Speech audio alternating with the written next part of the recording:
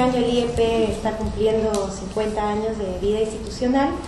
Entonces nos complace bastante en el marco de nuestras actividades tener también la visita de investigadores que en algún momento han estado afiliados con el instituto en el marco de la realización de sus estudios, ¿no? Y ese es el caso de John, que vino aquí en distintas etapas de su carrera profesional, como estudiante, como profesor, y bueno, ahora viene a contarnos, a presentarnos un poco su libro Poshegemonía, que es un libro muy importante en los últimos años y que bueno, tenemos el gusto de tener aquí a John para poder conversar un poco sobre algunas de las ideas de este libro. No es una presentación clásica, formal, sino más una conversación. John va a presentar algunas ideas del libro y luego vamos a tener los comentarios de Guillermo Rochabrú, sociólogo, como ustedes saben, y de Juan Carlos Millús, literato, estudioso cultural. Bueno, entonces, después de estos comentarios vamos también a abrir la mesa para preguntas, para comentarios, para una discusión como las que solemos tener en la mesa luego. Los dejo entonces con John Behlin Murray, que en este momento es profesor de Estudios Hispánicos de la Universidad de British Columbia en Vancouver. Muchísimas gracias a Patti, primero, por haber hecho posible este evento. Me siento muy alegre de poder estar aquí. Como dijo Patti, bueno, la primera vez que estuve en el Perú fue en 97 por un intercambio entre la Universidad de Duke, en donde estudiaba yo el doctorado, y el IEP, la Católica y varias otras instituciones del Perú. Y estuve muchísimo tiempo en este edificio, asistí a muchas mesas verdes y realmente fue un momento muy importante para mí, para la investigación que iba a resultar finalmente varios años después en este libro. Entonces sí, este es un lugar de muchísima importancia para mí y me agradece mucho la posibilidad de estar aquí. Agradezco igualmente a Juan Carlos y a Guillermo por sus comentarios, aunque ya sé que en estas mesas verdes a veces los comentarios son bien críticos, entonces estoy listo para recibir las críticas fuertes, que son las más interesantes, claro, siempre. Yo me acuerdo que más o menos en ese entonces, 97, 98, yo hice una presentación con unas ideas iniciales sobre Sendero, el neoliberalismo, etcétera, etcétera. Hice esta presentación en la Católica y aunque no se acuerda, creo, pero estaba presente Guillermo y me acuerdo muy bien de sus comentarios, que me provocaron mucho en ese entonces. Estoy seguro de que los comentarios de Juan Carlos y de Guillermo y de todos ustedes me van a servir muchísimo. Entonces, muchas gracias de nuevo por esta posibilidad. Bueno, por lo que entiendo, por lo bueno o lo malo, este libro todavía no se ha circulado mucho, por lo menos en el Perú. Es un hecho que me están regañando los bibliotecarios de este instituto y los de la librería, una falta que voy a corregir en brevísimo tiempo. Entonces lo que voy a hacer aquí, lo que tengo hecho, bueno, muy informal, pero voy a hacer dos cosas. Voy a describir un poquito la estructura del libro, o sea, lo que intenta hacer muchísimas cosas, quizás demasiadas. Entonces intentaré explicar un poquito de eso y luego voy a leer algunas páginas específicas para darles además algo de la estructura, también algo, digamos, de la textura del libro también. Entonces, bueno, este es un libro, Poshegemonía, Teoría Política y América Latina.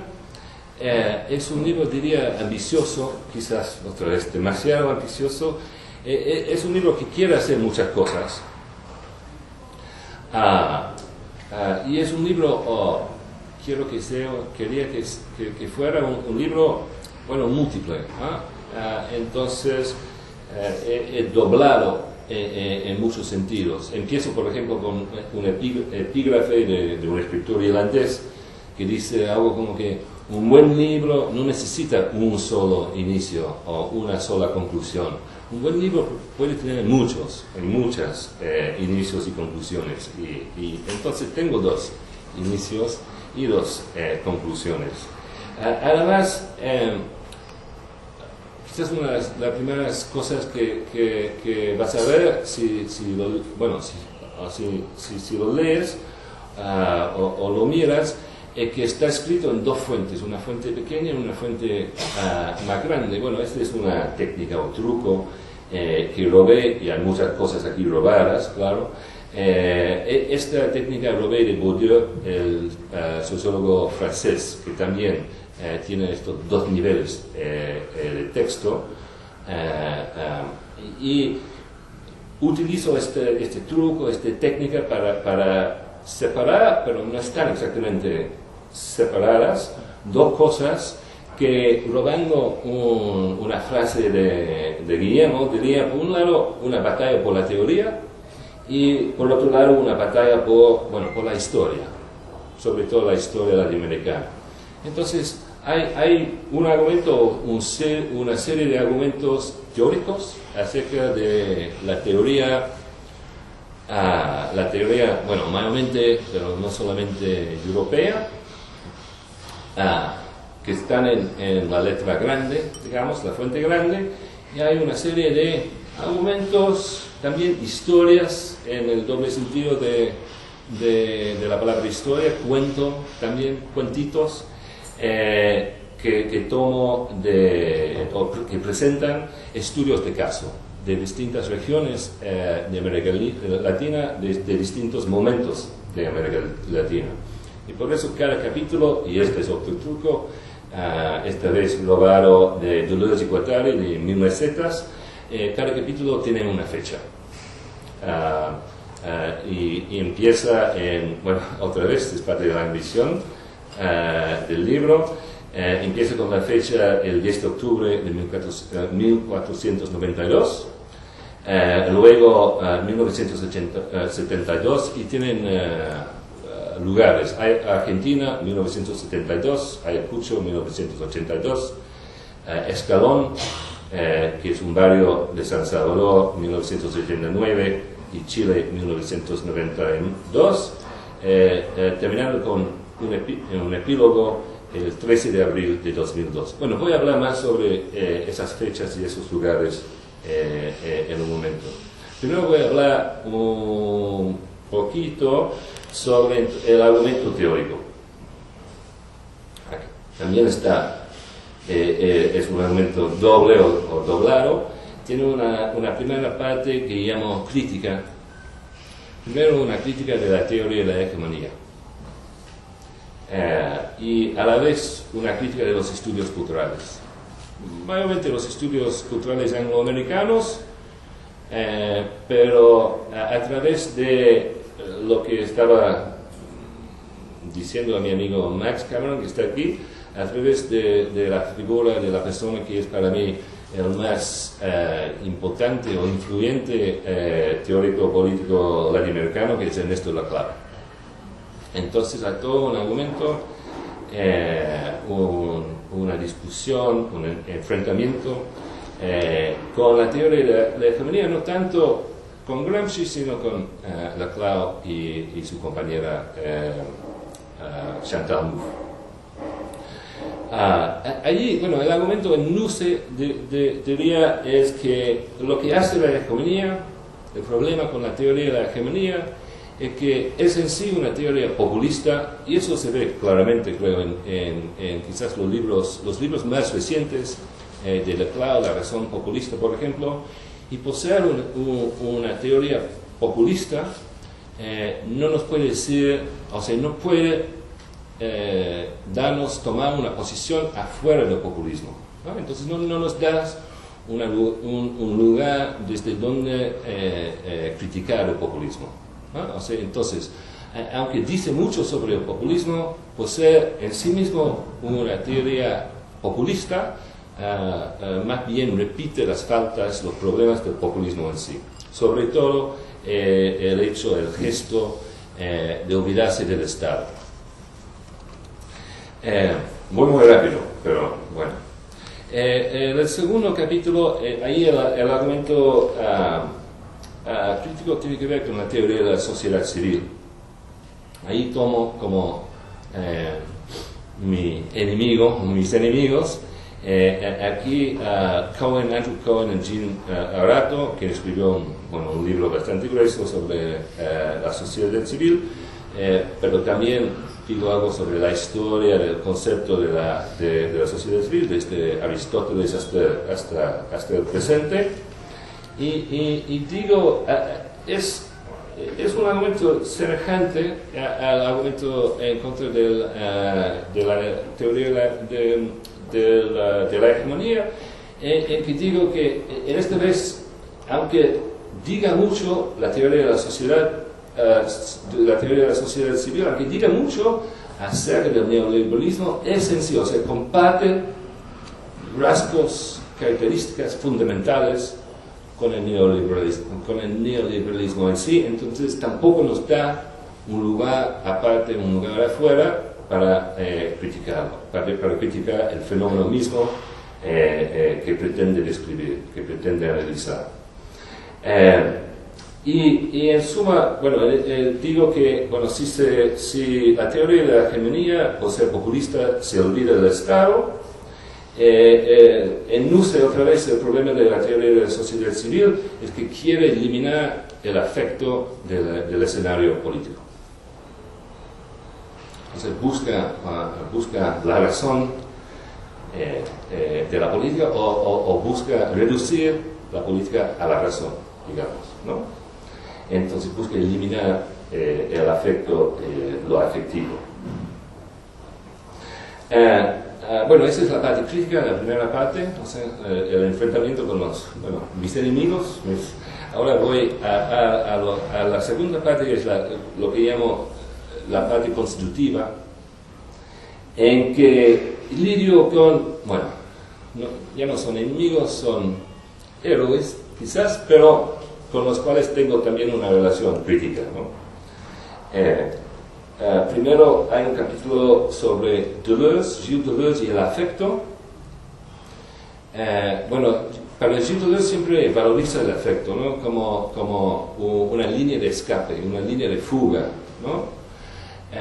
Y me interesa esa idea, pero muestro las circunstancias en las cuales el afecto se torna represiva, digamos, o se vuelva peligrosa, ¿no? Entonces intento mostrar una ambivalencia en el concepto del afecto, que no enfatiza lo suficiente, por lo menos, Deleuze. Pero digo que este es para mí un concepto básico y importante, y hay que desarrollarlo más todavía. El siguiente capítulo es sobre el hábito y sobre el trabajo del sociólogo Pierre Bourdieu. Para Bourdieu, el hábito o el hábitus, que es la palabra que usa mayormente, es la fuerza o el mecanismo de la reproducción social, ¿no? En el trabajo de Bourdieu, por ejemplo, analiza el sistema de educación como mecanismo, pero no solamente de educación, pero mecanismo de la reproducción social, no a través de la ideología, de la representación, pero sino a través de la inculcación de hábitos físicos, ¿no? El afecto también es una cosa física, es una cosa de cuerpos, del encuentro entre cuerpos y entre los poderes de distintos cuerpos. Pero otra vez, cuando hablo de hábito, sugiero que hay una ambivalencia ahí. Hay algunos momentos en que el hábito no es solamente una fuerza, un mecanismo de reproducción, pero también se puede volver o se puede llegar a ser una fuerza de algo como liberación, ¿no? Entonces hay una ambivalencia en el hábito también. Bueno, y el capítulo final, la conclusión, es acerca de la multitud, que es el concepto de Antonio Negri, o propuesto con más fuerza por Antonio Negri.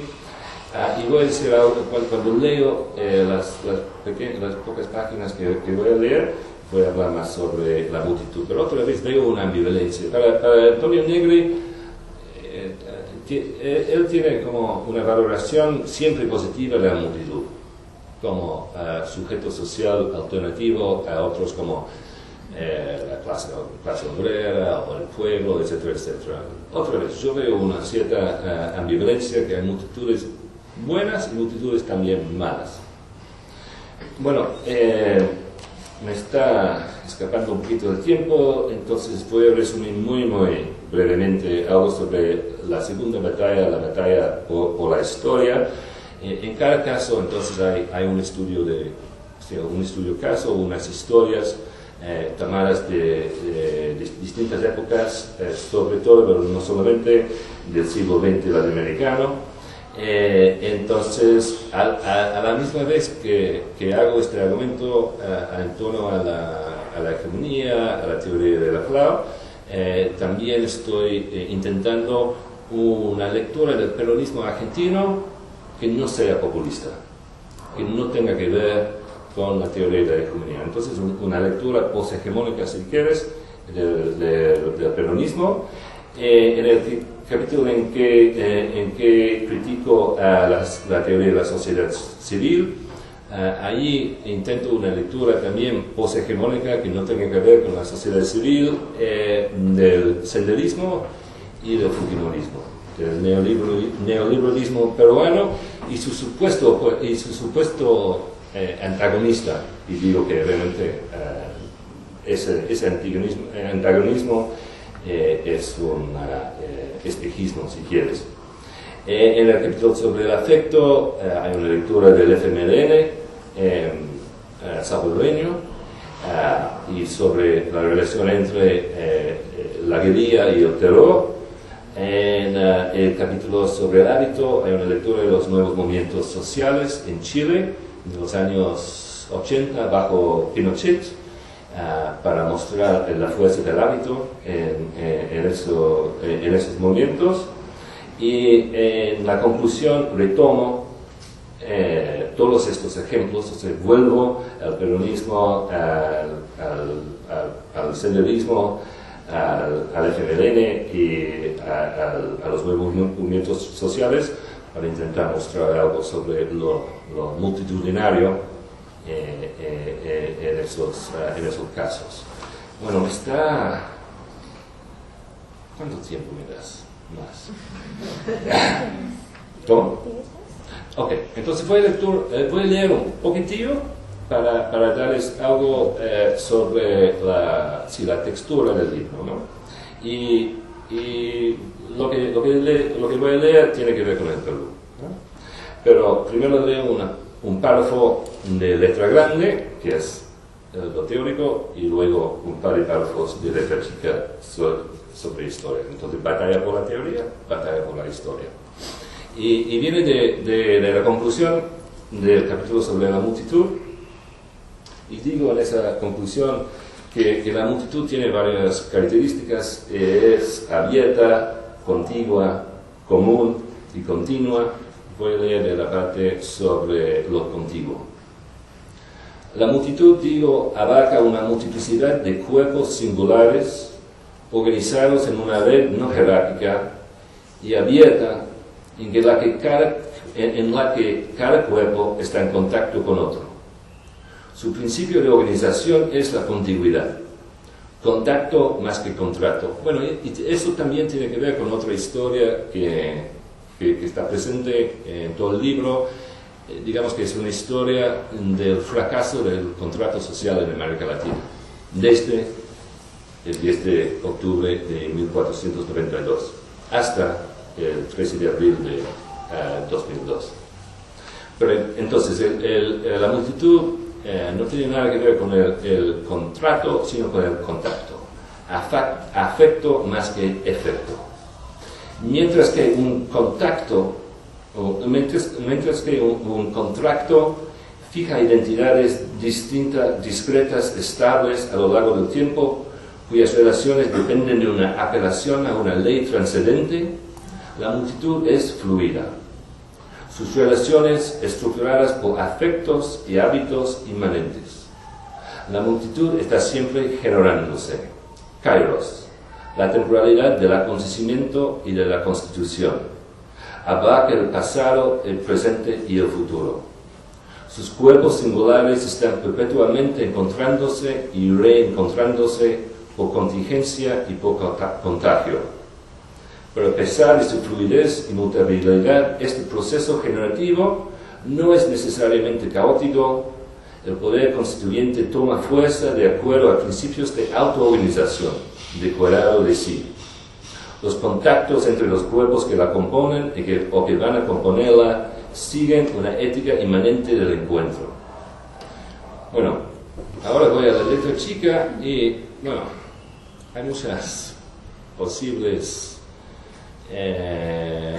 puntos controvertidos aquí, y uno de ellos es intentar describir al sendero en términos de la multitud, que no es afirmar al sendero, ¿no? Pero más bien cuestionar o complicar la noción de la multitud.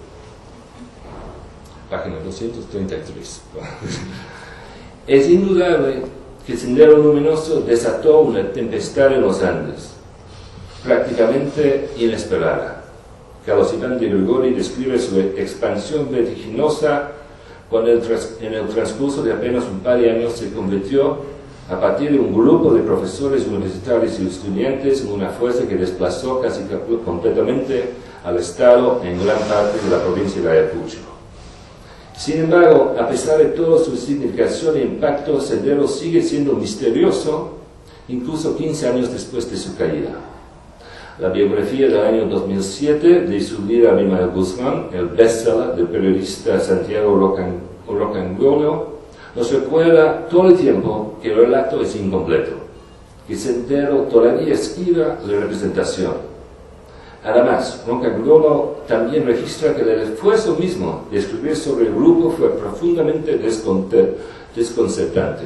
Dice: a lo largo de toda esta investigación, he estado jugando con mi cerebro. Lo que antes me parecía terrible pero cotidiano, ahora me hace sentir culpable y furioso. Siento vergüenza de ser lo que soy. Rocanguolo se siente forzado hasta la obsesión a retornar constantemente a la cuestión del sendero, como a un trauma primitivo, donde él espera reencontrarse, aunque sea solo para perderse a lo largo del proceso. Su recuerdo más antiguo, el de Perú, es la imagen de perros muertos colgando de los palos de luz en Lima en los primeros tiempos del sendero. De niño, él y otros niños, hijos de izquierdistas exiliados que vivían en México, jugaban a la guerra popular. Y al volver a Lima para escribir el libro, o sea, su biografía de Guzmán es también una autobiografía, un intento de encontrarse así, pero a veces perderse así en el intento, ¿no? Confieso que aterrizo en mi ciudad con la sensación de que me he metido en un lío. Para empezar, no sé nada realmente. Sendero sigue provocando desconcierto e infectando a aquellos que escriben sobre él con efectos indeseados que perturban su sentido del yo. El senderismo manifiesta paradójicamente una extrema rigidez y una extrema volatilidad al mismo tiempo. En una suerte de inversión del gatoparismo, nada cambia, pero todo es diferente. Tiempos de guerra, de la militante senderista Rosa Murinacci, exhibe esta paradoja en forma exacerbada, tal como lo discute el crítico cultural Víctor Vich. Se trata, como explica Vich, de un libro de poesía clandestino que circuló durante los años más duros de la Guerra Sucia, cuyo objetivo es exponer la necesidad de la lucha armada y de un cambio radicalmente revolucionario. Sin embargo, en contra de las nociones acerca de su voz lírica más convencionales, la poesía revela poco acerca de su autor. Lo curioso, continúa Vich, es que Rosa es la autora del libro, pero no de los poemas, que son más el producto de una operación de edición del discurso político de Abimael Guzmán. Murinacci toma textos de Guzmán y los presenta como poesía. insiste en señalar que no ha agregado ni quitado ni una simple palabra de su discurso. Todo lo que ha hecho es reordenar sobre la página, introduciendo cortes de verso, espaciamientos, divisiones en estrofas. Así la intervención de Murinacci es puramente formal. Vich se siente a la vez frustrado y fascinado por su aparente minimalismo, que no cambia nada, pero transforma todo.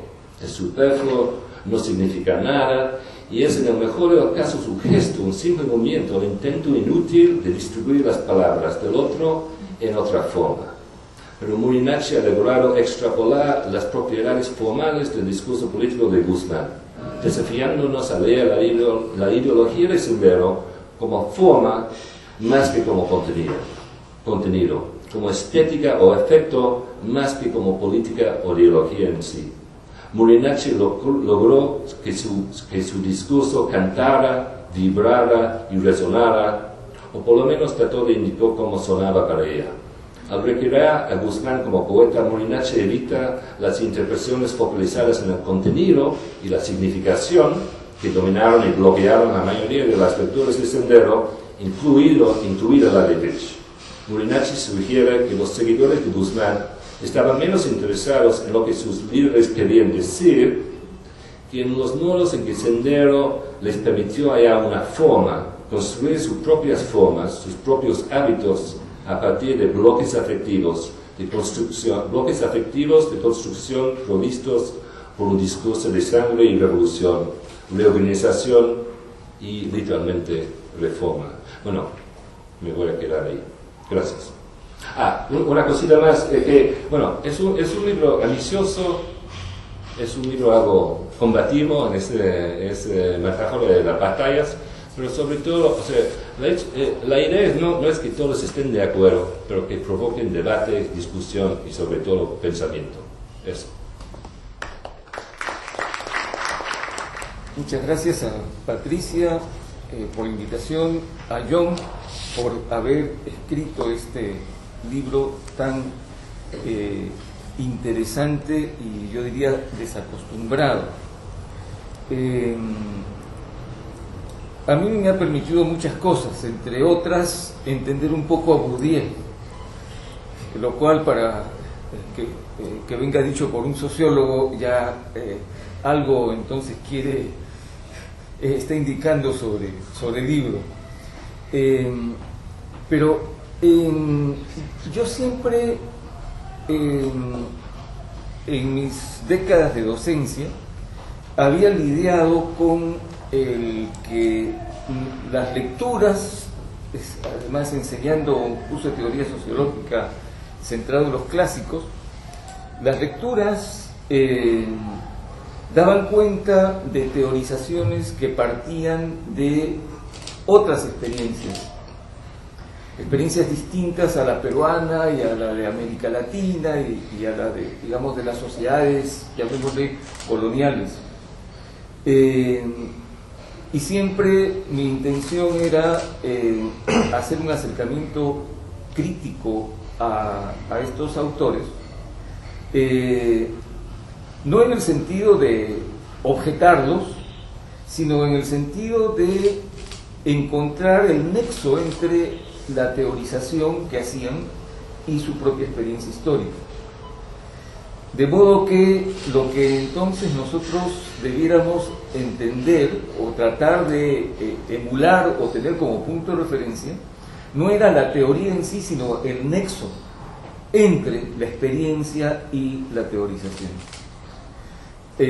Y entonces debían servir estos autores como una suerte de sparrings para hacer nuestro propio combate y nuestra propia elaboración. Lo interesante en este libro, desde mi punto de vista y desde lo que acabo de señalar, es que mucho de eso lo encuentro aquí.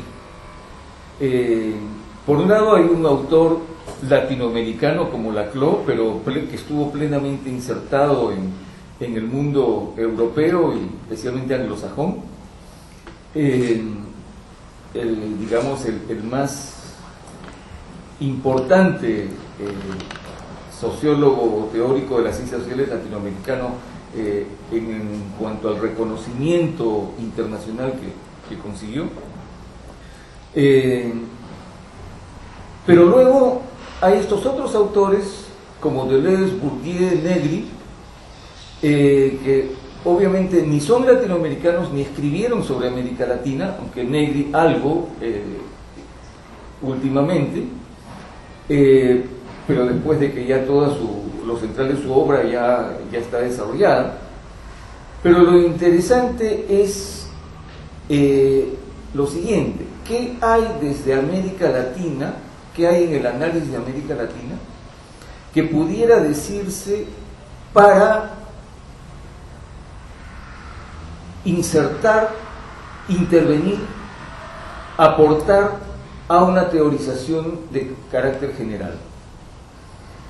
Entonces ya no es en qué medida los países de América Latina se parecen o se diferencian a los de Europa, sino más bien en qué medida la experiencia latinoamericana, por su carácter extremo, nos puede decir algo sobre lo que pasa en cualquier otra región del mundo, en la medida en que también está sometida a procesos extremos, que son los que vienen ocurriendo en las últimas décadas, y de lo cual estamos, digamos, recién en los comienzos, porque cosas nuevas están ocurriendo. Y tal como acaba de decir John, el libro se desarrolla en estos dos planos, en el plano de la discusión teórica y en el plano de los análisis históricos de experiencias específicas. Creo que un libro así es absolutamente singular y realmente celebro muchísimo haberlo leído y estar en la posibilidad de comentarlo y con el autor presente. Por otro lado, es un libro que está impecablemente bien escrito. La claridad, la fluidez de la exposición, pese a veces a párrafos muy largos que recuerdan a los estereotipos que tenemos sobre los alemanes, ¿no? Pese a ello, el libro se lee muy fluidamente. En modo alguno a uno se le cae la mano. Y por supuesto me ha suscitado muchas reflexiones. Entonces, algunas de ellas quisiera compartir con ustedes en esta ocasión. Hay algunos elementos que por razones del tiempo yo no ha podido señalar mayormente, pero bueno, uno de ellos me parece que es que late un proyecto. El libro está escrito dentro de un proyecto que podríamos llamarle de liberación. Y lo que hace es cuestionar el que ciertas líneas teóricas que de una u otra manera han querido situarse en este horizonte de liberación realmente estén en esa línea y puedan tener éxito. La crítica entonces, por ejemplo, a la teoría de la hegemonía o a la teoría de la sociedad civil, sus críticas van en ese sentido. Pretenden ser caminos liberadores, pero no lo son. La teoría de la sociedad civil cuestiona el neoliberalismo, pero lo hace desde más o menos sus mismas premisas.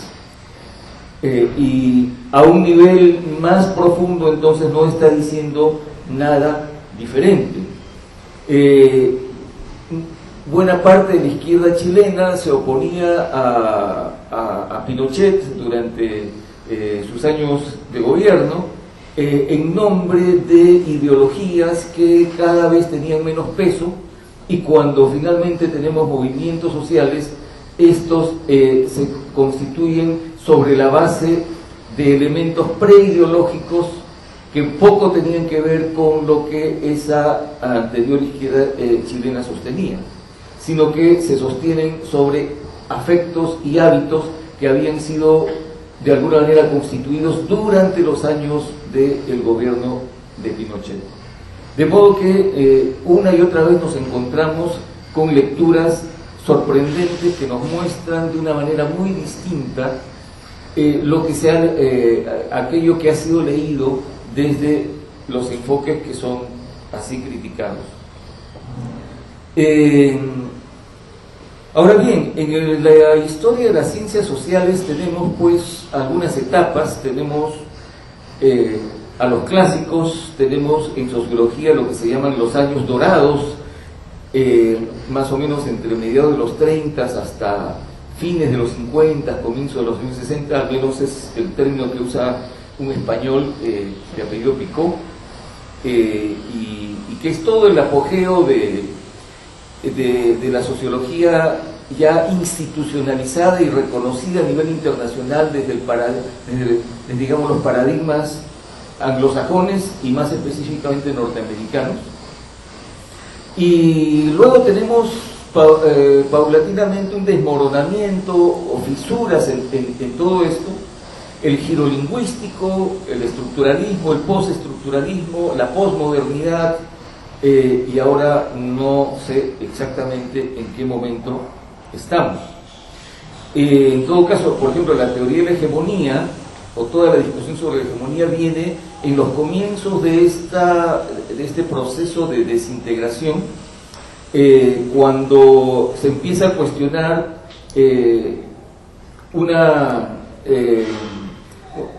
digamos, una lectura, una interpretación literal del marxismo a partir de esta famosa metáfora de base y superestructura.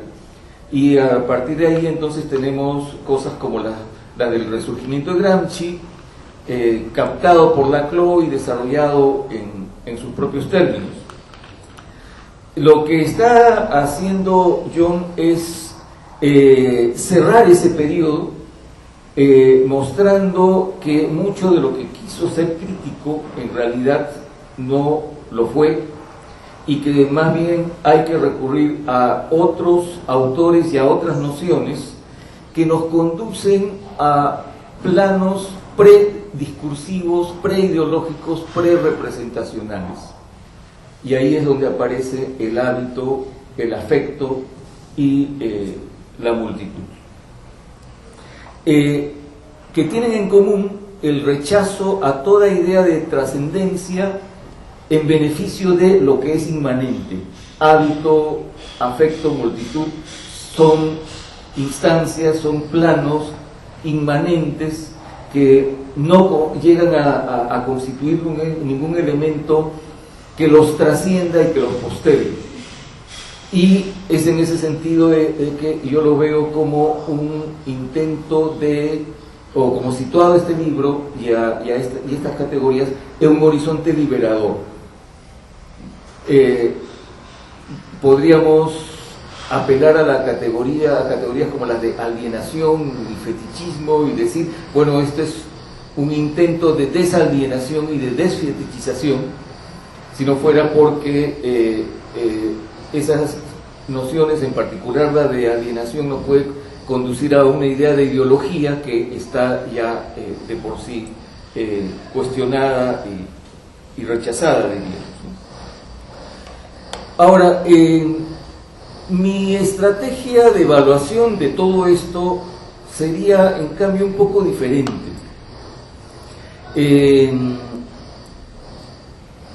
Yo creo que hay en los autores clásicos, y estos del 19 y fines del 19 y comienzos del siglo XX, hay maneras de entenderlos y hay maneras de leerlos que hacen que no sea tan fácil renunciar a ellos. Por ejemplo, Bourdieu y esta idea de hábito. Cuando he ido entendiendo esta idea de hábito a través de la lectura del libro, me he preguntado, bueno, ¿qué hay aquí que no esté ya en la noción de acción tradicional de Max Weber?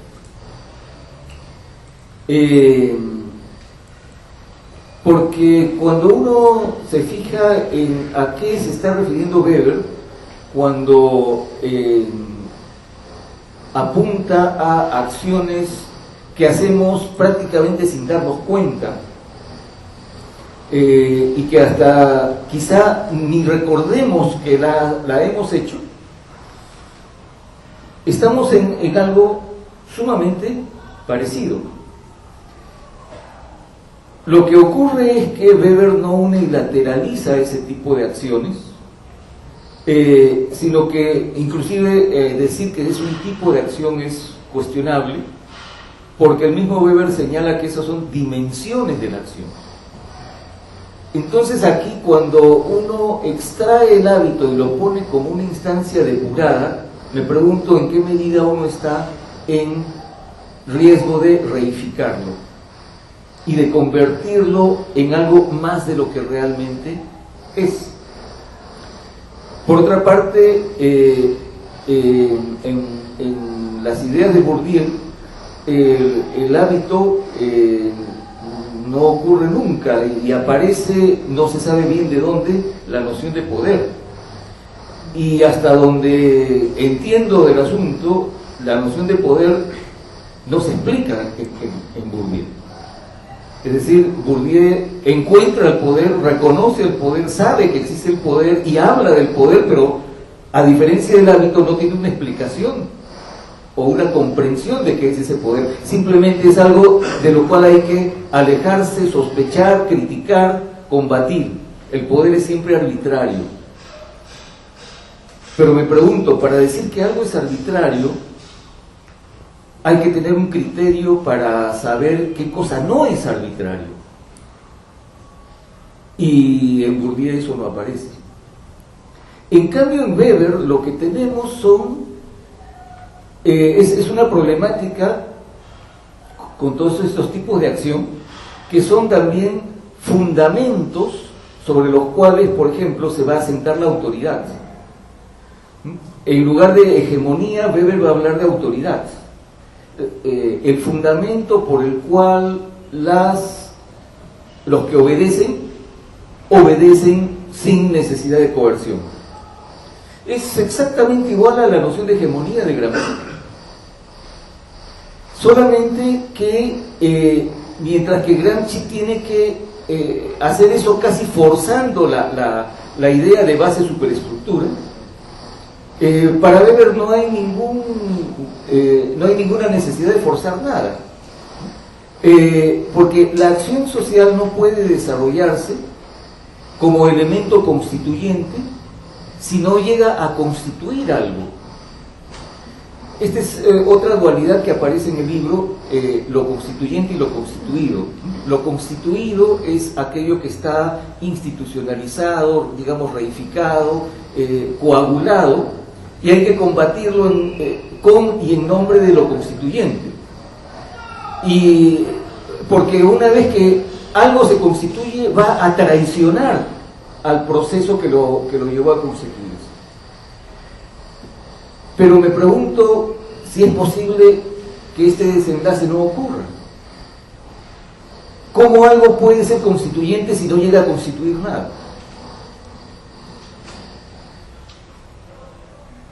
En todo caso, lo que cabría preguntarse es cómo debe ser eso constituido para que no tergiverse, para que no traicione, para que no pervierta aquello que lo constituyó.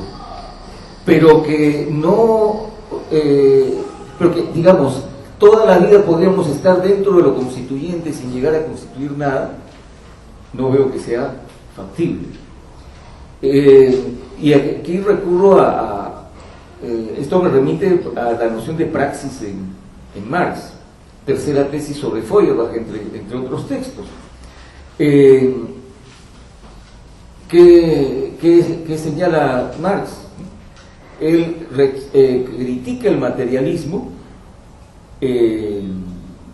preexistente porque está dividiendo la sociedad en una parte que constituye y otra parte constituyente.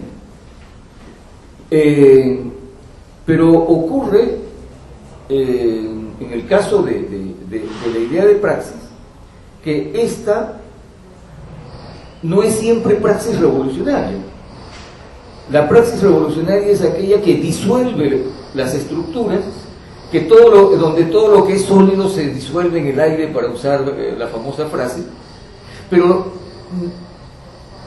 el mundo social no puede quedar permanentemente disuelto en el aire. De modo que, a menos que estemos en una suerte de idea anarquista que solamente se menciona una vez en el libro, no me queda claro en pro de qué es lo que podamos, qué es lo que podamos estar postulando. Todo el conjunto del libro a mí me ha resultado, como decía, sumamente iluminante, por la posibilidad de pensar de nuevo y con nuevos ojos otras cosas, pero al mismo tiempo me ha llevado a volver a las cosas en las cuales, y a las categorías con las cuales siempre me he movido. Nunca transité por la problemática de la hegemonía, porque muy temprano me alejé de la noción, de la metáfora de la base y la superestructura. Alguna vez, cuando estuvo aquí en la CLO, le entregué una carta que no sé si la llegó a leer, pero donde indicaba mi punto de divergencia con él, ¿no? Y tenía que ver con esta constitución de base y superestructura. Para mí, las categorías de Marx, por ejemplo, la mercancía, no es una categoría económica, porque la mercancía solo puede existir como una condensación de relaciones sociales de igualdad, libertad y propiedad. Y esas son tanto relaciones económicas como no económicas. Desde el punto de vista de su contenido son sumamente vacías. Pero es por la condensación de esas relaciones que en el campo de la economía puede aparecer la mercancía, y en el campo de las relaciones sociales puede aparecer la igualdad, y en el campo de las relaciones políticas pueden aparecer las condiciones para un Estado liberal. Y es todo eso a la vez. De modo que pensar que se necesita una suerte de injerto que poco a poco va creciendo y termina sustituyendo a la planta en la cual uno lo injertó, solamente puede entenderse por una comprensión de la teoría que anula toda una serie de elementos positivos o elementos productivos que ella puede dar. Lo que me queda entonces como tarea personal es retrabajar lo que he leído en el libro y reajustar mi estrategia de desarrollo teórico, aprovechando todos los elementos que aquí están. Porque hay algo que sí me pone en total sintonía con lo que ha escrito John, pero que tiene más que ver con la historia y la historia reciente. Estamos ante un mundo donde hay todo tipo de nuevos fenómenos. Y la ventaja de este libro, o uno de sus méritos, es que una serie de esos elementos aparecen no solamente presentados, sino con posibilidades de ser comprendidos y teorizados en nuevos términos. Cosas como, por ejemplo, es decir, cuando digo que hay cosas nuevas en esta época, ¿a qué me refiero centralmente? Me refiero a que se diluyen una serie de distinciones que antes fueran fundamentales. Por ejemplo, la distinción entre el tiempo de trabajo y el tiempo de no trabajo. La distinción entre la empresa y el Estado. Cuando ambos funcionan como mecanismos de control. La diferencia entre lo legal y lo ilegal. Cuando mafias sumamente sofisticadas actúan a través de medios perfectamente legales. La distinción entre el trabajador y el medio de producción. Cuando ahora el trabajo es en gran medida trabajo intelectual y en equipo. Ya no se puede distinguir, como antes, entre el trabajador y el medio de producción.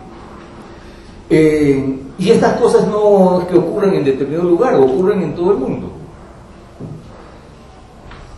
Entonces, encontrar un libro que nos hace todas estas reflexiones y que hace que nuestra problemática deje de ser provinciana, tercermundistas, países postcoloniales, etcétera, etcétera, sino que incluso desde aquí podamos, al estar ante esos fenómenos extremos, estar en condiciones de estar en interlocución fluida con el resto del mundo. Esto me parece un aporte sumamente interesante. Disculpen la extensión de todo esto. El orden de la presentación debería haber sido un poco inverso. Quizás Guillermo debería haber ido al final, ya que su presentación creo que es la más sustanciosa comparada con la mía. Quería que él fuera primero porque yo no he acabado de leer el libro, ¿no? He leído la introducción, los 2 capítulos iniciales, algo del tercer capítulo, y ahora en el taxi, mientras venía acá, he estado leyendo algo de la conclusión. Así que estoy medio inseguro con relación a las cosas que yo pueda decir hoy. Quiero decir que me siento bastante cercano al libro, cercano y a la vez lejano, y quiero subrayar ciertos puntos en el libro donde yo me siento bastante cercano y a la vez donde tendría cierta divergencia a la manera como lo plantea yo. Comenzando con el concepto de hegemonía, que luego se va a trasladar hacia el concepto de ideología, ¿no? Y la ideología, la hegemonía, por supuesto, definida como una suerte de consenso de los dominados, es decir, que la dominación no sea simplemente por el hecho fáctico o el hecho violento, sino que hay ciertas ideas, ciertas narrativas que son aceptadas por la población dominada. Y que eso no es, digamos, lo más importante. Digamos, hay un giro teórico que se aparta de ver la centralidad de la hegemonía, la centralidad de la ideología en el hecho de obtener cierto estado social, ¿no? Y que eso se puede apreciar más que nunca hoy en día, ¿no? En la época del cinismo ilustrado como diría Peter Sloterdijk. En esa época uno podría ver que el consenso ideológico o la hegemonía no es lo más importante. Podemos relacionarlo a lo que tenemos en el Perú. Toledo acabó con 5% de popularidad de su mandato, García con 20 y algo, Ollanta acabará entre 5 y 20, posiblemente. Digamos que el sistema no necesita de nuestra aceptación, nuestra creencia, para poder seguir funcionando. Y en eso yo estoy, digamos, fundamentalmente de acuerdo. Donde no estaría de acuerdo es con el dejar de lado el concepto de ideología, en el sentido de que la ideología no solamente es para mí una aceptación consciente de una narrativa o de ciertas ideas, sino que también hay creencias ideológicas que pueden ser inconscientes. Entonces quisiera delimitar algunas. Por ejemplo, yo soy ateo, pero no hace mucho me he visto diciendo, luego de que me sucedió algo malo, ¿por qué a mí? ¿Por qué yo? Ese por qué yo ya, digamos, implica a un Dios. Ese por qué yo, por qué a mí, por qué me tuvo que suceder a mí. Como si yo confiase que hubiese un orden en el mundo o un arquitecto que pusiera las cosas en mi contra. Entonces que hay, digamos, creencias ideológicas que están a nivel inconsciente. Digámoslo primero a nivel del pensamiento. A nivel del pensamiento hay creencias ideológicas conscientes, a pesar de que nosotros conscientemente pensemos cualquier otra cosa. Entonces que es perfectamente posible que inconscientemente pensemos que,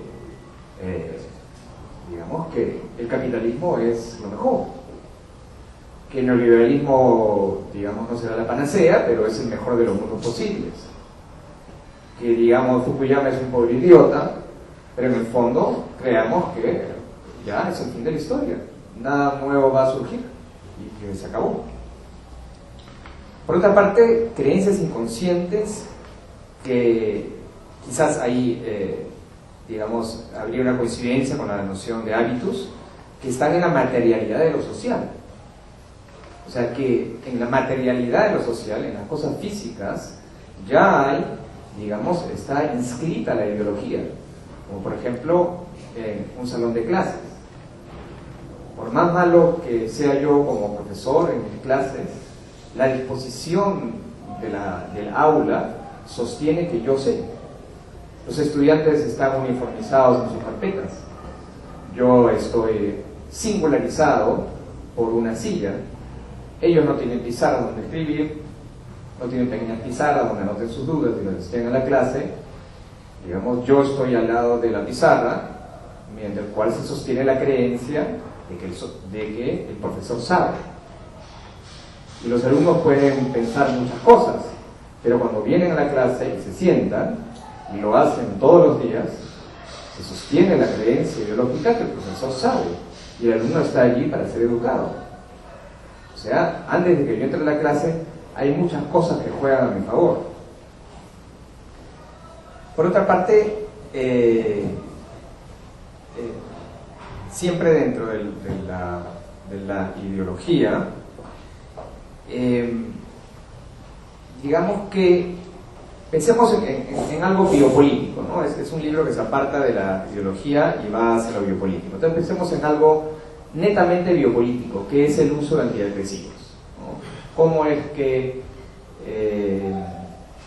digamos, se tramita esto en Estados Unidos, por ejemplo, los dolores psíquicos se tramitan a través de antidepresivos, ¿no? Si me siento un poco desmotivado, tengo una depresión de desmotivación, se utiliza algún antidepresivo noradrenalérgico como por ejemplo Remeron. Si estoy medio inestable, se trata por supuesto de un déficit de serotonina y tomaré algo como Prozac, Celexa, Zoloft. Digamos que ahí podríamos ver una relación biopolítica del cuerpo que prescinde radicalmente de las ideas. Sin embargo, como uno de los mismos propulsores del uso de antidepresivos, que es Kramer, que tiene este libro que se llama Listening to Prozac, escuchando Prozac, lo sostiene, incluso allí hay una dimensión de la ideología, porque las personas que utilizan estos medicamentos, no es simplemente el medicamento afectando el cuerpo, afectando a los neurotransmisores precisos, sino entran en una narrativa que lo que tiene es un déficit. Es un déficit en el orden de los neurotransmisores. Entonces, digamos, en esa inserción biopolítica, digamos, hay, que uno diría neta, donde efectivamente el fármaco ingresa al cuerpo, hay una dimensión de ideología que no hay que dejar atrás. Bien, las creencias inconscientes también pueden estar fragmentadas, no tienen que ser unificadas, no tiene que haber una narrativa unificadora, ¿no? Digamos que ahí podríamos decir, hablar del inconsciente molecular de Deleuze en el Antedipo, o hablar incluso de la última teorización de Lacan con relación al inconsciente, que el inconsciente no es una narrativa unificada, sino que son pedazos de lenguaje que de alguna manera en las cuales se sostiene el sujeto. Entonces podríamos hablar de que hay ideas inconscientes que están fragmentadas y ver la relación entre esos fragmentos. Eso también es importante, ¿no? Bien, eso con relación a lo que se aparta de una ideología que pasa por el nivel consciente. Pero, y me parece que efectivamente los estudios culturales no se han adentrado en esa dimensión, y que me parece que son culpables de todas las cosas que Jung les achaca, del 97% en mi opinión. Pero me parece también que si hay el esfuerzo de hegemonizar, es que tiene que de alguna manera ser importante. O sea, que de alguna manera tiene que producirse una ideología, ¿no? Aunque las personas no crean necesariamente, conscientemente, totalmente en ella. Por ejemplo, efectivamente las cosas funcionan en el Perú sin la creencia en el Estado, sin la creencia en que el mercado es la gran panacea. Podemos decir que somos un ejemplo dentro de lo que dice Jung, pero por otra parte también se podría decir que de que hay una fuerte creencia consciente en los valores capitalistas en el Perú, de que eso también es importante, de que por lo menos es algo que tiene que dirimirse, que alguien tiene que decir que el capitalismo es bueno, que no se basa solamente en creencias inconscientes y en la materialidad de la ideología, o en los fragmentos del inconsciente, o en las instituciones del Estado, la disposición material de la ciudad, etcétera, sino que también se tiene que decir, y que se repita tanto implica que tiene que haber algún tipo de función para lo que es la noción de la hegemonía, lo cual no quita que efectivamente eso no sea quizás lo central. El análisis tiene que ir a otras dimensiones que son quizás más importantes, pero que la hegemonía también tiene su lugar. Sin embargo, comparto plenamente la formulación de Jung, que efectivamente hay esta ligazón de los estudios culturales con la hegemonía que acaba cayendo en un populismo. Lo otro es también similitud. También me siento familiarizado con su crítica a la sociedad civil, ¿no? La sociedad civil como una agencia de mediación que no sería el Estado ni el mercado, y una sociedad civil que tendría que ver con la expansión democrática, ¿no? Una expansión democrática. Y la crítica de Jung es que la sociedad civil se postula como una expansión democrática, en efecto, pero que mantiene una vigilancia contra el fundamentalismo democrático. O sea, la sociedad civil se propone como una defensora del etos democrático, de las instituciones democráticas, del mercado, de la eficiencia del Estado, y que en ese sentido todas las loas a la sociedad civil están del lado de la gobernabilidad. Digamos que el concepto reprimido en sociedad civil es efectivamente la gobernabilidad. Es decir, que la expansión democrática de la sociedad civil, aquellos exponentes de la expansión democrática de la sociedad civil, tienen miedo realmente a los movimientos democráticos que tengan algo radical que pueda realmente mover el status quo. Bien, ahí estoy totalmente de acuerdo. Y entonces, y yo me pregunto, ¿no hay ahí también una narrativa hegemónica? Por ejemplo, algo que he estado estudiando en un libro, La pantalla detrás del mundo, es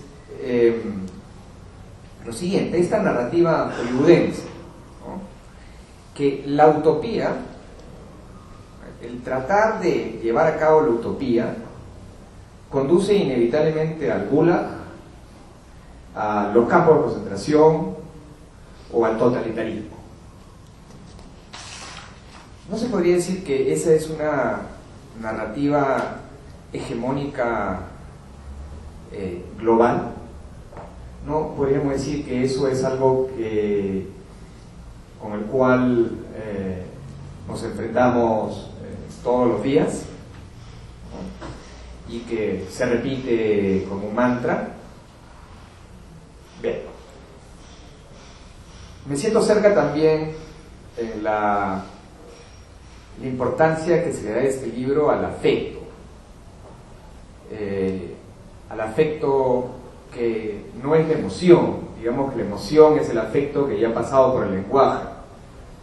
El afecto es algo que excede al lenguaje, que excede al sentido, y que este afecto, sin embargo, no es algo ajeno al sentido, sino que está en relaciones distintas y complejas con el sentido, ¿no? Acá el libro es partícipe, por supuesto, de la tradición de Deleuze y Guattari con el Antiedipo y Mil Mesetas, ¿no? donde hay, o incluso con Economía libidinal de Lyotard, donde hay un esfuerzo por efectivamente ver las relaciones entre el afecto y el sentido, ¿no? Yo viniendo del psicoanálisis lacaniano, utilizaría unos términos totalmente distintos, pero en ese sentido me parece que estamos en el mismo barco, que no se trata simplemente de ideas, que no se trata de sentidos, de significaciones, sino se trata de que hay economías libidinales, de que algo del afecto tiene que estar comprometido. Para que algo se mantenga, ¿no? Para que haya un poder constituido, tiene que haber un afecto involucrado en todo eso, un afecto que se enreda con el sentido. Y para que algo se mueva, para que algo cambie, el afecto tiene que igualmente estar involucrado con el sentido. Así que ahí también estaría bastante, me siento cercano al libro. Desde el psicoanálisis lacaniano hay también estudios de este tipo, como por ejemplo los ya tan famosos de Slavoj Žižek o de McGowan, Stravakakis o Alenka Supančić, ¿no? Lo último es la noción de la multitud, en la cual me quedé a la mitad en el taxi, ¿no? Que ya la había leído en el libro Imperio de Hardin Ney, donde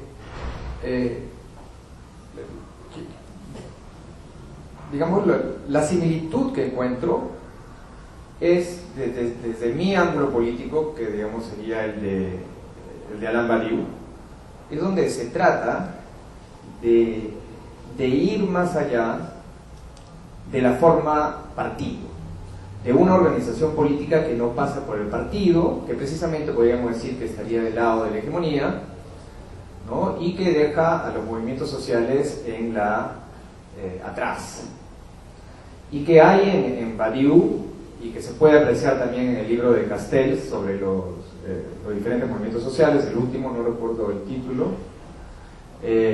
digamos una búsqueda de organización de una organización política que ya no sea el partido, donde no haya la representación sobre los movimientos sociales, sino una forma de organización que sea directamente la presentación, ¿no? Que sea, es difícil explicar los términos en ese sentido, ¿no?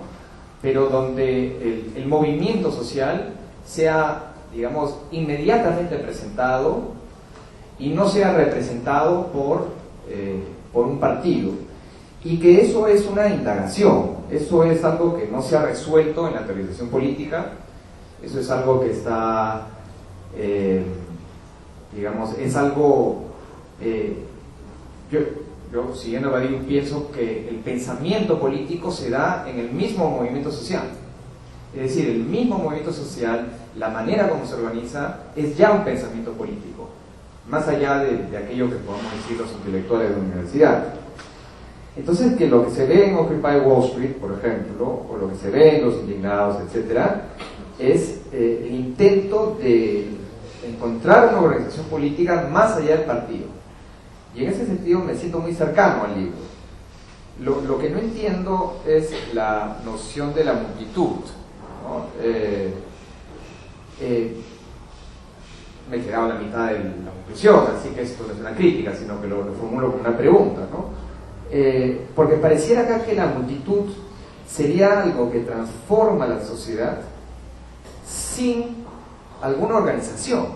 O sea, que no se trataría de la búsqueda de una nueva organización política, sino más allá del partido, o incluso más allá del Estado, o algo por el estilo, sino que la multitud, como que su propio movimiento simbiótico, sinergético, modificaría lo social. Entonces, ahí es una pregunta que diría el autor, ¿no? Bueno, muchas gracias. Vamos a pasar a recoger preguntas o comentarios que quisieran hacer aquí en el público, y luego le daríamos la palabra a John para que reaccione también a esas preguntas, comentarios. Respecto a lo que, sobre ese rechazo un poco a la ideología, ¿no? Y más centrarse en el afecto, en lo vivido, ¿no? Creo que ahí sería útil hacer esta distinción que hace Lady Ryan, ¿no? De realismo especulativo. Él en cierta parte toma prestado los círculos borroméicos lacanianos, y hace una distinción entre lo real, lo imaginario y lo vivido, lo real e imaginario. Y lo simbólico. Los simbólicos, perdón, sí. Entonces él lo que hace es dice, bueno, una especie de no tiremos al bebé con el agua, ¿no? No perdamos lo que ya hemos avanzado en la semiopolítica, lo que él llama la crítica a los textos ideológicos, por pasar a lo vivido o a lo real, ¿no? Él, más o menos, digamos, adapta lo real a lo que, por ejemplo, a la disposición de una ciudad, por ejemplo, lo que decía Uyus con las pastillas para los neurotransmisores, etc., ¿no? Entonces creo que por ahí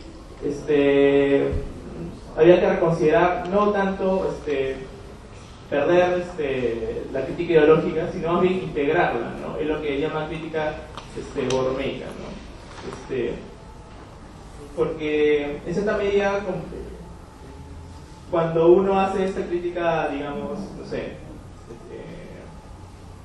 cómo se ha reproducido esta cultura del emprendimiento, ¿no? en los migrantes, ¿no? Que, digamos, podría ser tomado como una especie de multitud, ¿no? La migración de la Sierra de Lima, ¿no? Esta especie de cultura chicha que emergió, etcétera, ¿no? Esto ciertamente, claro que sí, tiene que ver con relaciones, nexos, etcétera.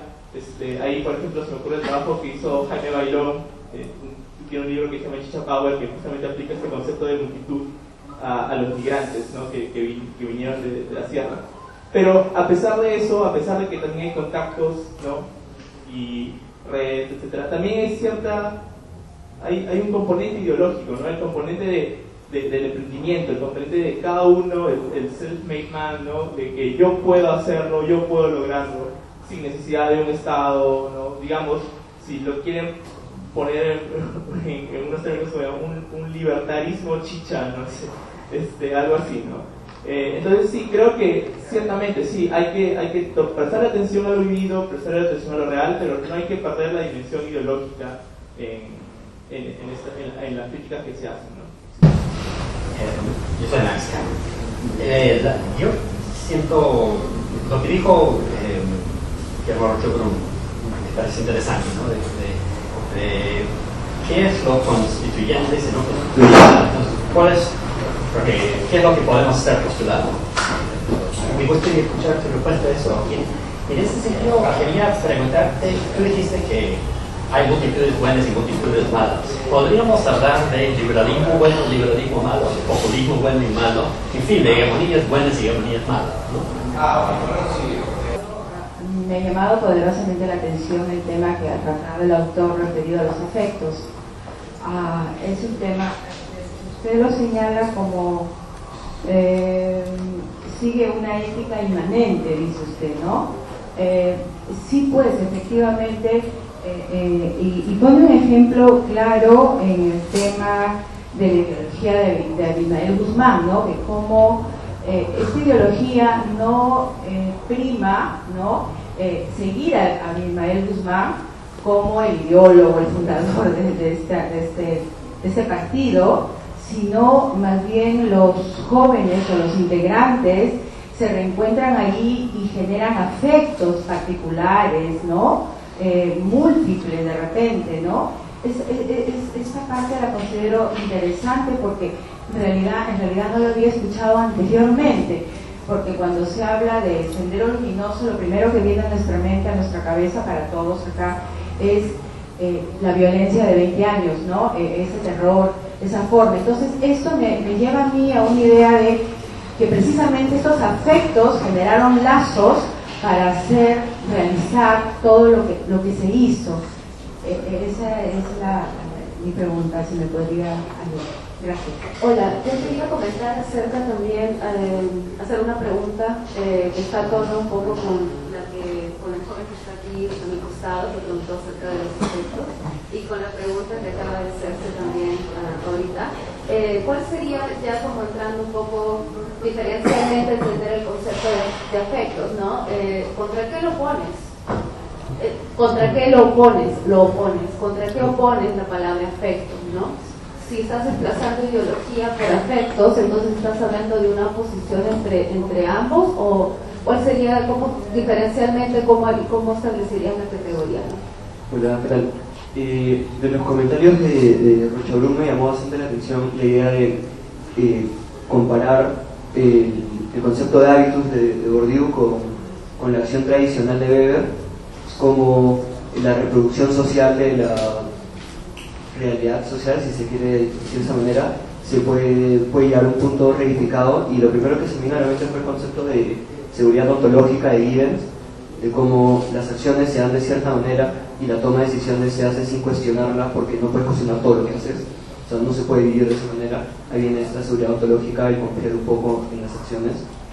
Entonces, un poco con esa acotación, no sé si mi pregunta termina siendo muy simple, pero ¿qué se está entendiendo exactamente como post-hegemonía? O sea, ¿qué ha pasado para que la hegemonía como tal ya no sea hegemonía, sino se pueda cargar en crítico post? Eso es nada más. La pregunta última me da pie a también plantear mis inquietudes. Bueno, como todos, no he leído el libro, entonces estoy comentando un poco a partir de lo que se ha dicho aquí, ¿no? Sí, también mi preocupación me lleva a esa misma dirección, es decir, si se cuestiona el concepto de hegemonía, y por tanto el de una contrahegemonía, ¿en qué medida se replantea la posibilidad de un discurso liberador? Estoy de acuerdo con lo que señaló Rocha-Brun, que efectivamente toda la propuesta tiene ese hálito liberador, pero ¿cuál sería la estrategia para replantear un discurso, llamémosle liberador, disidente, utópico, transformador, no sé cuál sea la palabra más adecuada? Si es que se descarta la noción de hegemonía de manera, creo, radical, ¿no? Y el otro aspecto de mi pregunta, quizá, tiene que ver con también la intervención de Guillermo Rocha-Brun. La he interpretado de algún modo como tratar de situar el debate teórico planteado en el libro un poco en el terreno, no sé si me he equivocado en entender, ¿no? El terreno del debate entre modernos y posmodernos, ¿no? De algún modo, cuando está retomando a Weber, frente a los autores trabajados en el libro, creo que está situando un poco el terreno de la polémica teórica en ese campo. Y para completar lo que dije sobre la crítica a la hegemonía, recuerdo un texto de Fredric Jameson, no sé si lo compartes, ¿no? Pero una visión quizá un poco pesimista de esta crítica a la hegemonía.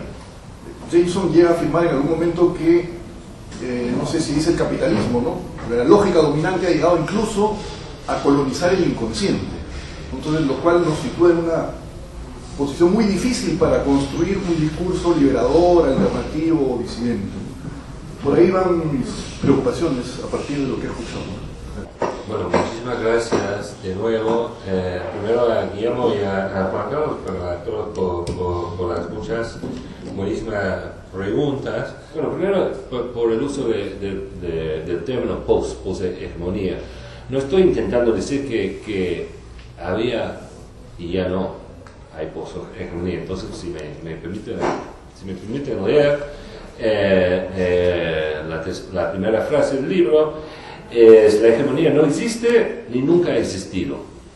Entonces, no es solamente un argumento, o sea, un argumento postmoderno, o sea, sugiriendo que, bueno, las cosas eran así o fueron así y ya no, hemos entrado a una nueva época, bla, bla, bla, o sea, ya no existe la hegemonía, la ideología, bla, bla, bla, sino que voy más allá para sugerir que la hegemonía tampoco nos ayuda a entender lo que supuestamente era antes, por ejemplo el peronismo, ¿no? O sea, intento atacar o enfrentarme con los casos mejores para los argumentos, los teóricos, las teorías con quien estoy argumentando, discutiendo, ¿no?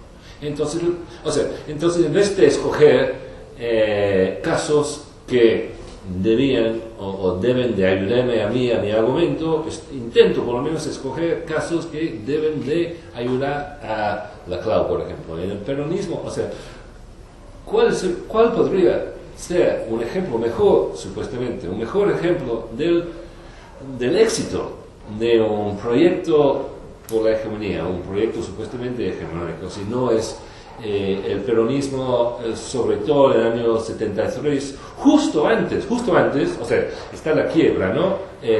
La llegada, el retorno a la César, ¿no? Pero justo antes, esta escena está muy bien escrita en el libro La novela del Perón, de Tomás Eloy Martínez.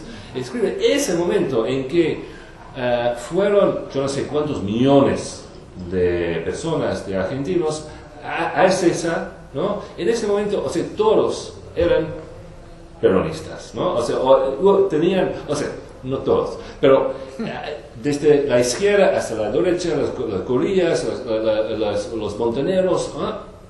Este era un momento posibilitado únicamente por la ausencia de Perón, claro, porque al momento de la llegada del retorno se fracasó.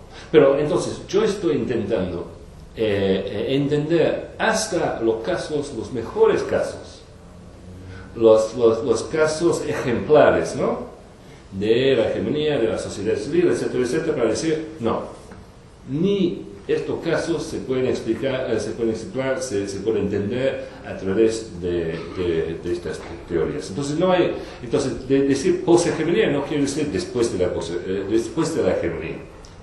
Mejor quizás sería después de la teoría de la hegemonía. Entonces, para explicar eso un poquito más,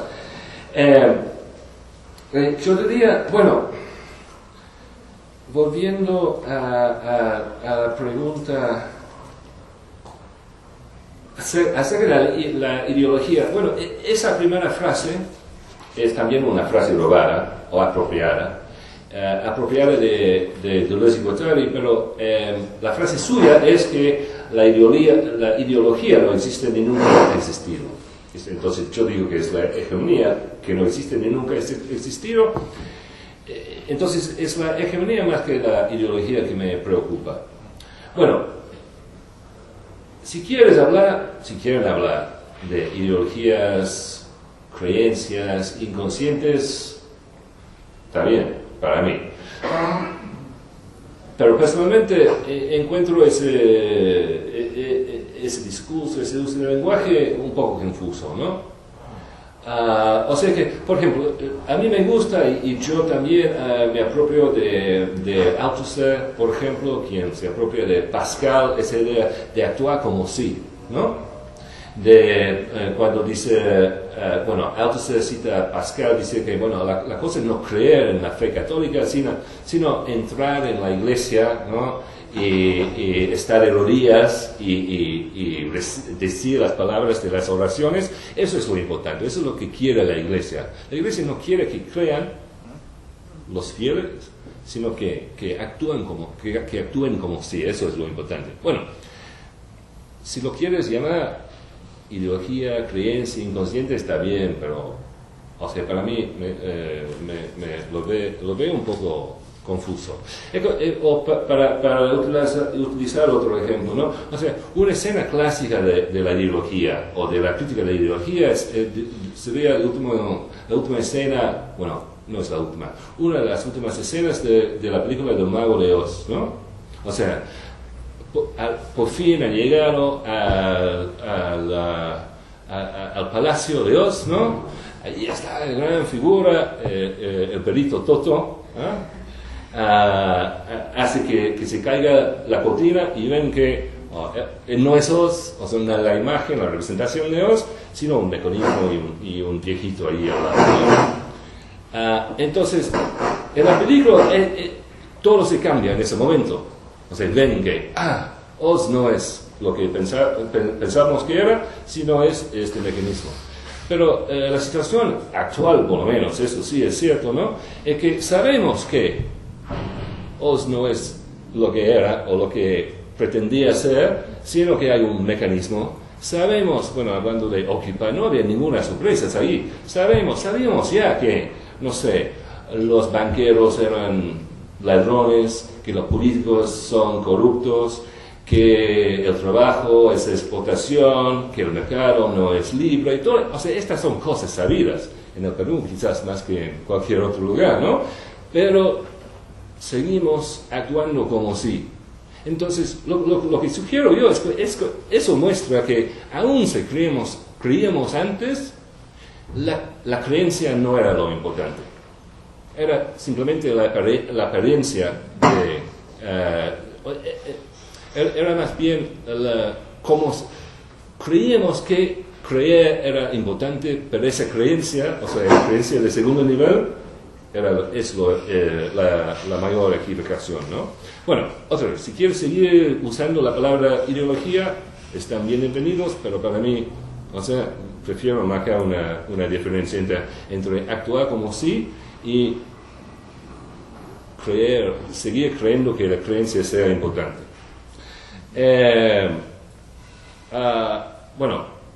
Sobre la pregunta de Guillermo, que retocó Max podemos hablar de un poder constituyente sin constitución, ¿no? Si no constituye nada.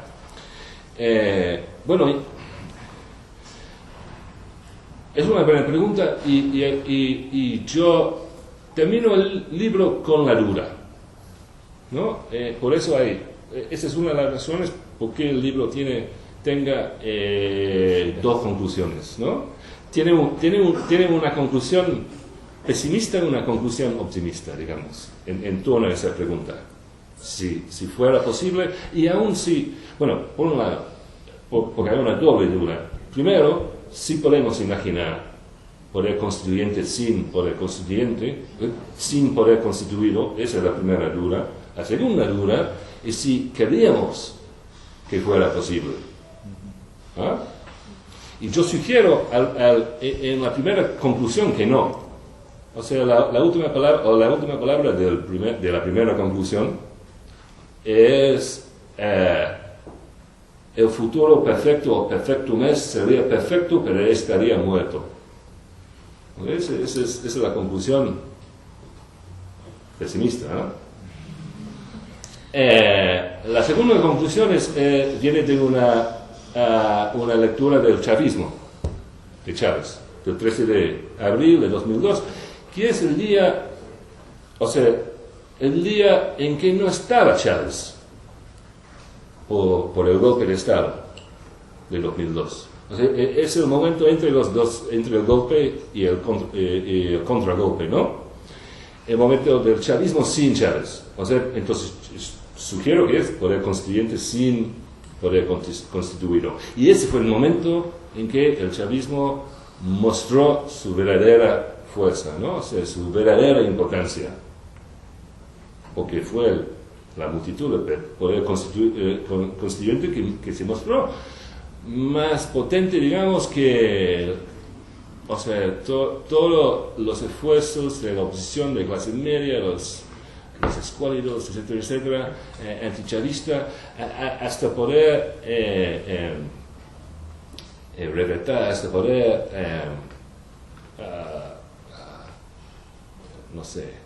derrotar al golpe de Estado mismo. Y yo sugiero que, bueno, ese también es un eco de otro momento de poder constituyente sin poder constituido, también venezolano, que es el Caracazo de 89. Entonces, que ahí vemos, o sea, instancias más o menos claras, aunque breves, ¿no?, de poder constituyente sin lo constituido. Pero yo añadiría que siempre hay una distancia, siempre hay un lapso, y eso es lo que vemos en los supuestos giros a la izquierda de los últimos años en América Latina. Es el lapso, esa distancia entre poder constituyente y poder constituido, y en mis momentos optimistas, repito la frase célebre del Marquis de Sade frente a la Revolución Francesa. Esta es la única frase que sé yo en francés, entonces la voy a decir en francés. Encore un effort si vous voulez être vraiment républicain. O sea, otra vez un esfuerzo si realmente quieren ser republicanos, ¿no? O sea, ir más allá. También ese es el impulso nietzscheano, digamos, ¿no? Pero tengo mis dudas, por eso las dos conclusiones. La invalencia ahí, acerca de un proyecto de liberación, un proyecto poshegemónico de la liberación. Pero me gustó mucho la lectura de Guillermo en ese sentido, de que esté escrito el libro, o sea, dentro de ese horizonte, porque dentro de ese horizonte, pero sin creencias, ¿no? O sea, la idea es que sea en sí un libro sin creencias, en contra de las creencias, digamos, y entonces en pro de la violencia. Pero sigamos como sí, igual. Y la última cosa, bueno, también una cosa que me gustó mucho del comentario de Juan Carlos es la idea de que este sea un libro de taxi, para leer en taxi. Me encantó eso. Bueno, eso por ahora. Tengo otras respuestas para que sigan hablando. Otra, sí. ¿Quieren hacer tenemos tiempo para una rueda más? Si tienen preguntas. No tenías nada sobre los afectos. ¿No? Hubo preguntas sobre los afectos. Sí, bueno, sí. Hubieron otras preguntas y puedo seguir respondiendo en mi modo. Sobre los afectos, la pregunta fue, si entiendo bien, ¿a qué se opone el concepto, la idea del afecto? Yo diría, por un lado, como notaba Juan Carlos, en contra de la idea de emoción. O sea, la idea del afecto es que sí, precisamente como lo explicaste muy bien, ¿no? O sea, algo excesivo, algo que no pasa por el lenguaje, ¿no? algo que diría además, ¿no? O sea, que amenaza la idea o la experiencia del sujeto, del yo subjetivo, ¿no? Entonces, algo impersonal, no personal. Yo diría, además, porque se pone a otros conceptos también, afecto en vez de creencia, precisamente, o en vez de consenso, ¿no? O sea, no es tanto. El Estado populista, por ejemplo, no quiere tampoco, igual como la Iglesia Católica, no quiere nuestro consenso, ¿no? Esa es la idiotez de la teoría de la hegemonía. O sea, quiere atrapar y organizar, manejar nuestros cuerpos y así nuestros afectos. Eso es. Bueno, en el capítulo en que aparece en el capítulo en contra de la teoría de la sociedad civil, también se opone a la razón, ¿no? Entonces la teoría de la sociedad civil quiere eliminar el afecto en nombre de la razón, sí, de la convenibilidad, etcétera, etcétera, ¿no? En nombre de la eficiencia, en nombre, bueno, de todos esos valores del neoliberalismo, que también son los valores compartidos por los supuestos enemigos del neoliberalismo también. ¿Hay un liberalismo bueno? Max, no. ¿Sabes que no? Esa pregunta, sí, tiene respuesta fácil. La pregunta sobre por qué no Weber, etcétera, etcétera. Bueno, yo utilicé los recursos que tenía yo a mano. He leído algo de Weber, y bueno, de hecho, el espíritu, ¿cómo es? La ética protestante. La ética protestante y el espíritu del capitalismo, lo leo yo, ese libro lo leo yo como anticipación de Althusser, de hecho, ¿no? Porque es sobre otra vez es sobre ideología, no como contenido, como una serie de creencias, de valores, de qué hay que creer, etcétera, etcétera, pero como forma, ¿no? Entonces, sí, leo ese libro como anticipación del ensayo de Althusser sobre lo que sigue él llamando ideología y como aparatos ideológicos del Estado. Gracias. Eso, todo eso. Entonces, Weber, ¿por qué no? Bueno, pero los recursos que tenía yo a mano eran Bourdieu y Negri y otros tantos, Deleuze. Pero me gusta la idea borgiana, ¿no? De crear tus propios precursores. Y bueno, Weber también puede ser otro precursor de la poshegemonía, ¿por qué no? Entonces, sí, no estoy... pero sí, admito a la vez que no soy, no he leído tanto a Weber, no es parte del canon personal mío, por lo bueno o por lo malo. Bueno, y la pregunta sobre Levi Bryant. Bueno, el libro de Bryant no lo he leído, pero lo quiero leer. Apareció después de haber aparecido el mío. Yo estoy de acuerdo con... ¿Dónde está el tipo que hizo eso? ¿Se fue? No, ahí estás, ¿no? Sí, yo siento resonancias posibles entre lo que estoy intentando hacer aquí y lo que están intentando hacer algunos, por lo menos, de ese, ¿cómo se llama? Realismo especulativo, object-oriented philosophy, filosofía orientada hacia el objeto, así se dice en castellano. Bueno, yo creo que hay resonancias ahí y sobre todo con lo que está haciendo Levi Bryant, menos con lo que está haciendo, por ejemplo, Graham Hanman. Graham Hanman no tiene ninguna concepción de la política. Está en Egipto y no puede decir nada de interés sobre la primavera árabe, ¿no? Es impresionante.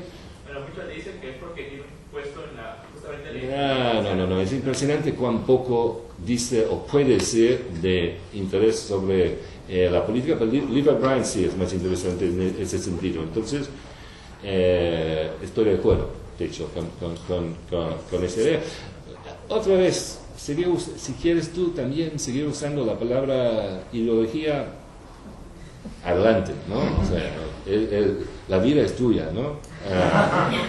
Otra vez, ahí está el tema de la ambivalencia, ¿no? O sea, y por eso me gusta ser un poco, no, me gusta provocar a veces, ¿no?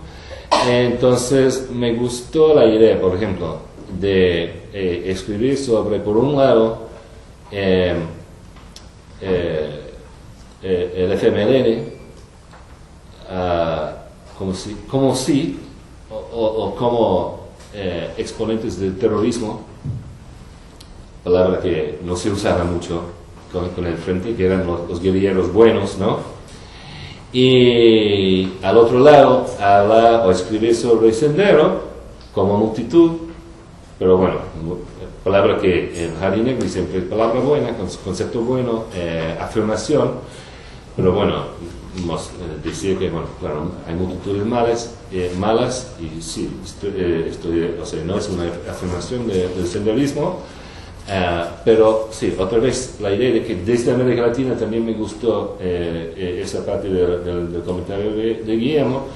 O sea, desde América Latina se puede cuestionar, complicar la teoría supuestamente general, ¿no? La teoría en sí. Pero yo diría que no hay ningún... O sea, por eso la idea de la ética inmanente, ¿no? O sea, no se puede decidir de antemano, juzgar de antemano cuáles son las multitudes buenas y las malas, ¿no? Por eso esa es la parte ética, o la parte extrapolítica quizás, o infrapolítica, como diría mi amigo Alberto Moreras, como, o sea, ese encontrarse con otros cuerpos, encontrar incluso los cuerpos colectivos, como el cuerpo del senderismo, de los senderistas, ¿no? Y poder juzgar en cada momento, no entre izquierda y derecha, sino entre bueno y malo, ¿no? Ese es el desafío.